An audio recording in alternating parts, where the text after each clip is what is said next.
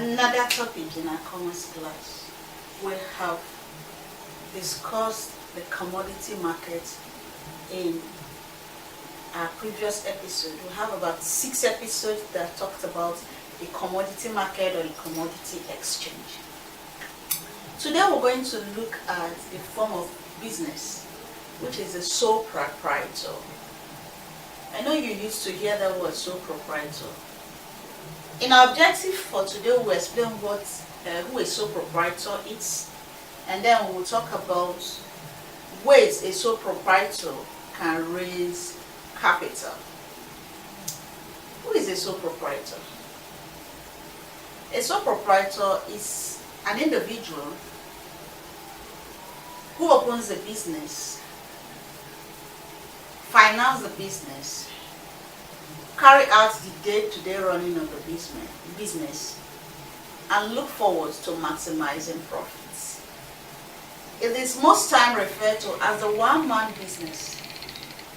A business where an individual look around, discover a problem, think of a business to establish, go ahead, establish it, runs it, takes all the risk, takes all the profit, maximize profit, and then carry out business. The sole proprietor is the oldest form of business form because it dates years back when humans started doing business. And this form of business can be found in the primary area of business, secondary and the tertiary area of production. Primary production, tertiary production, and secondary production. Let's look at the primary production where raw materials are taken from its raw state. You have farming, you have fishing. These areas, one individual can open a fish farm or can go to the river, fish, sell, make profits. Farming, an individual can go get a piece of land, till it, plant, get the yield, sell it, make profit or make losses. What about in the secondary? An individual can carry out production process, sell it, make profits. What about in the other area where you have professionals? A doctor can be a one-man business owner. A lawyer can be a one-man business owner. A lawyer can open his chamber, runs it, get services for his job, and then he is paid. Same thing for a teacher. A teacher can open a consultancy, an educational consultancy. People come to consult him, they pay him, he makes his profit, and he runs his business.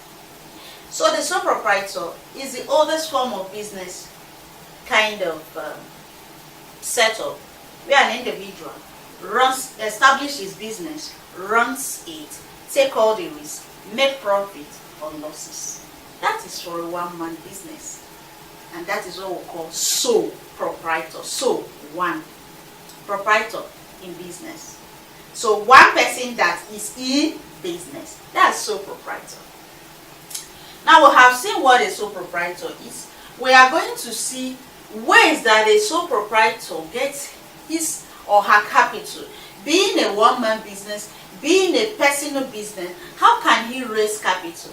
Because when we discuss other forms of business like the partnership, the limited liability, this cooperative society, you will see how they raise capital. But in one-man business, how does a one-man raise capital for his business? Let's see. A sole proprietor can raise capital for his business.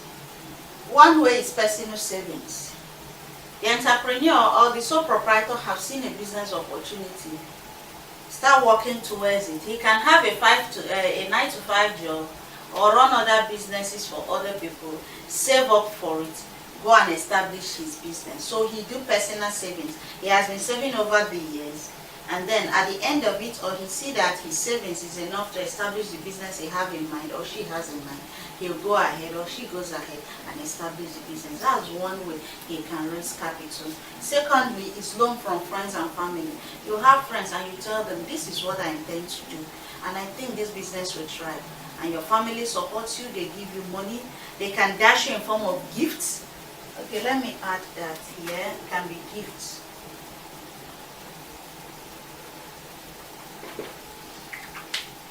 Friends and family said, okay, let's contribute money. We are giving you this money. When you start running your business and you start making profits, pay us back. From friends and family, they can raise money for you, and it serves as a loan for you. Then the next one is trade credit. Maybe you are in the supply business and you carry huge amounts of product from your producers and you sell. You use part of it to go establish your business in order for you to pay back at a later time.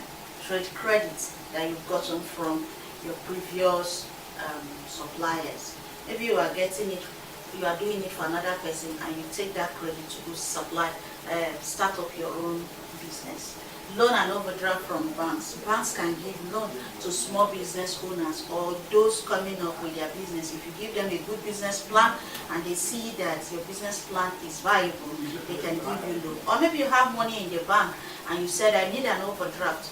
I have such amount, but I need more than what I have in the bank for me to go establish my business. The bank can give you overdraft more than what you own in the bank to go establish your business, and then you pay back later. Then grants or loan from the government. Government will want to do poverty alleviation programs or sponsor small-scale businesses or empower individuals who have business ideas and establish. They can give you low-interest loans or give you grants to go establish yourself. That's a way of raising capital from the government. Then the last I will discuss here is gift. Family members, friends, or interested individuals saw you and they said, what can you do? And he said, I can run so business. And they said, okay, I'm raising capital for you. I'm going to give it to you.